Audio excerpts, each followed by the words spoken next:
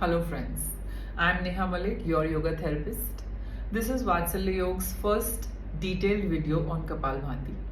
Here we are going to discuss benefits, contraindications, people who are not supposed to do the practice, or certain conditions when you should avoid the practice. Step-by-step guide to Kapalabhati, correct position of doing Kapalabhati, starting and ending position of your lungs when you're doing Kapalabhati. We are going to discuss all this in detail.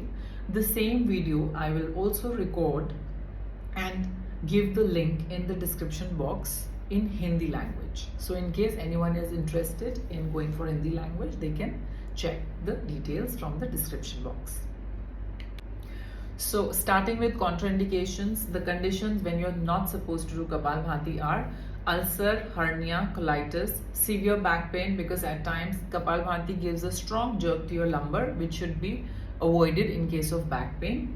Other conditions like hypertension, which is high blood pressure, cardiac issue, acidity, then pregnancy, menstruation, glaucoma, all these are the conditions when you're not supposed to do Kapalabhati.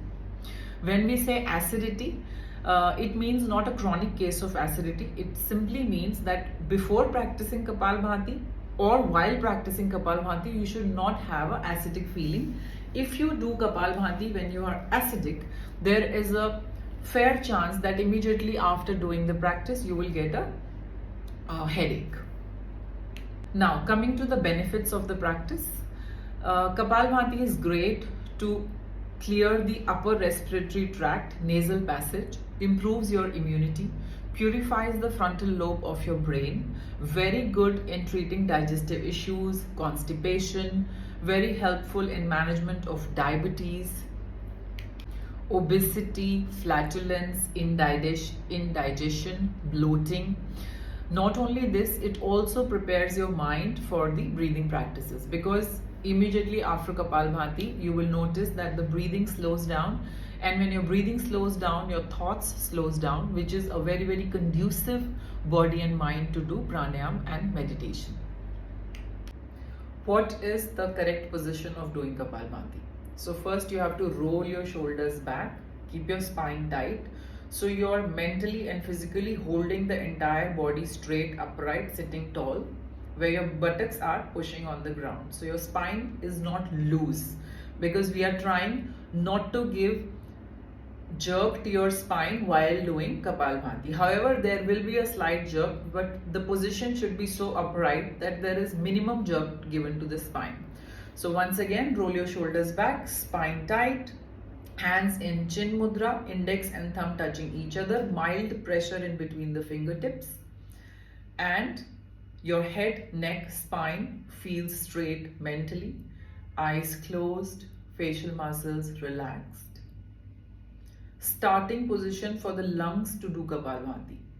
So when you start your Kapalabhati, you have to take your lungs to the mid inhalation position. That means, in simple words, you are taking a partial, very tiny, small inhalation, not a full inhalation. So you start with So I started with a very tiny inhalation, and immediately I started exhaling. Now, how do you exhale? Kapalabhati is a active exhalation and a passive inhalation. That means you have to quick and forcefully exhale, exhale, exhale. Inhalation is going to be automatic. Now, in short, just to give a simple instruction to your mind, we are not trying to stop inhalation and we are not trying to inhale. The idea is you just forget about inhalation. You are simply doing quick and forceful exhale. Body will inhale on its own without you even realizing. So, rolling the shoulders back, spine tight, half inhale.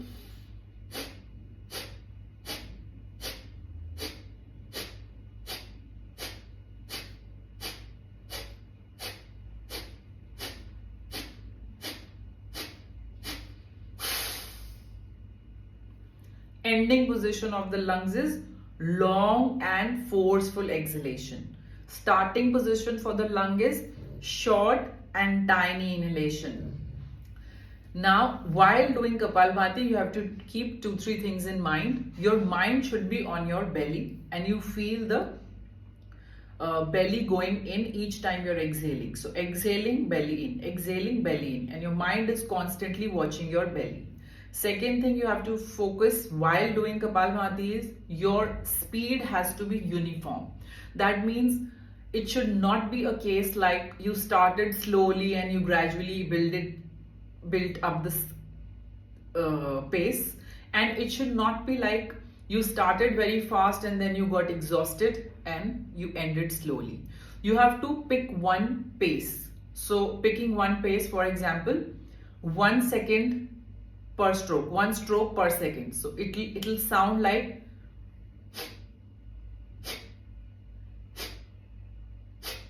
now if I say 2 strokes per second, that will look like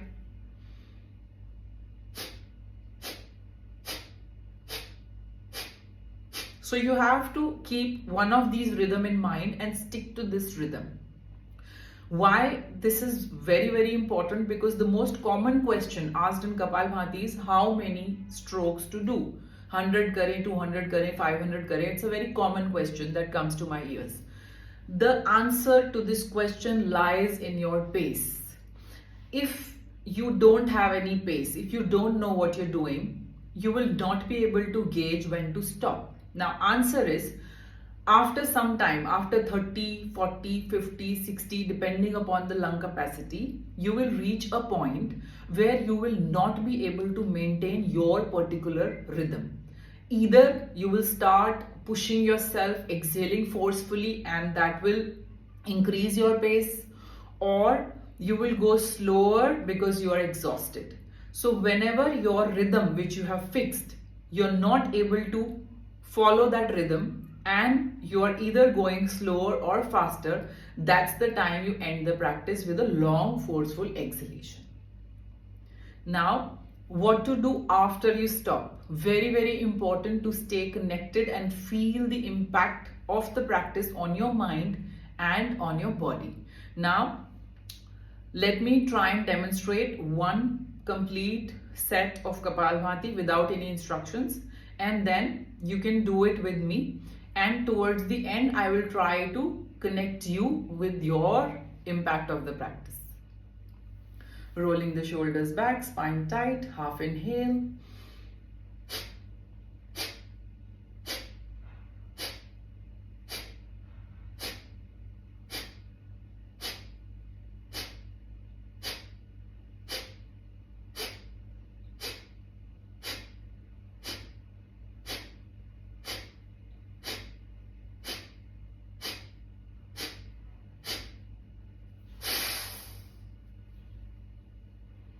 Watch what happens to your breath immediately after stopping.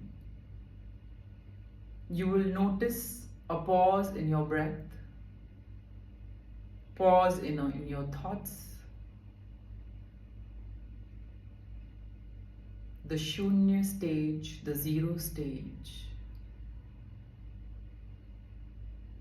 that silence, that stillness, that meditative impact.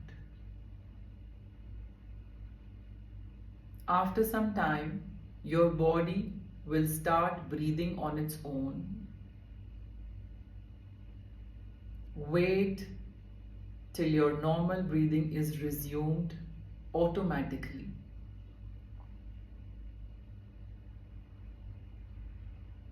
Once your breathing is normal, we'll proceed to the next round, rolling the shoulders back, spine tight, half inhale. And like that you continue. Make sure that the facial expressions are not changing when you're doing Kapalabhati. It should not go like no. Control your facial expressions. The only one thing that moves is your belly. Breathing out, belly in, breathing out, belly in, simple. I hope the video is well explained. If you have any doubts on Kapalabhati, please feel free to write. I will definitely answer to the questions whenever I get time. Thank you so much and have a great day.